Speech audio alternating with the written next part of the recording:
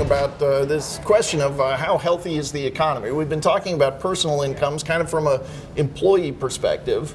There's also the employer perspective, and when we look at a particular group of employers, small businesses, right. You've been looking at that this week. It's not a pretty picture there either. Right. The National Federation of Independent Businesses, NFIB, does a monthly survey on what they call the optimism index, although maybe they should start calling it the pessimism index. Right. It was actually down in 9 out of 10 categories in the index, deteriorated in March in their latest release. And people, the chief economist at the NFIB said part of it was that the recovery of profits seemed to have fizzled. And another part that was causing this pessimism, he said, was that there was a growing lack of, or there was a lack of confidence that Washington was going to be able to effectively solve the problem.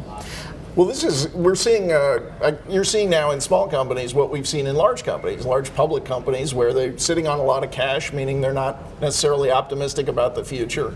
Right. And also maybe not willing to hire, and also worried that profit growth of the last year, which was great, maybe isn't going to be on that same level this year. So there were some pessimism. there were some other interesting numbers in the survey. I mean, for example, the number of owners who said that they were going to add staff was down for the 4th consecutive month. The number of owners who said that hard to fill jobs, that they had hard to fill jobs, there were fewer of those.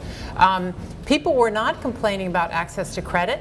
That was a very small problem for the owners. Mostly they were complaining about poor sales, that was the number 1 problem. Taxes was the number 2 problem, and overregulation was the number 3 problem. And I might add that inflation as a problem moved up to 9%. Most 9% of the owners considered the increase in prices of their inputs for whatever they made or sold going up was their number 1 problem. Okay, so they're seeing inflation. The consumer's seeing it on his real disposable income. And the last point, I guess this is kind of a piece with the March employment report, which the headline number improved, but underneath it was not a robust job market. Right. Well, the March number was 120,000 jobs, half of what was created in February. And then just this week, we had claims for new unemployment claims moving up to 380,000. The market was expecting 355,000.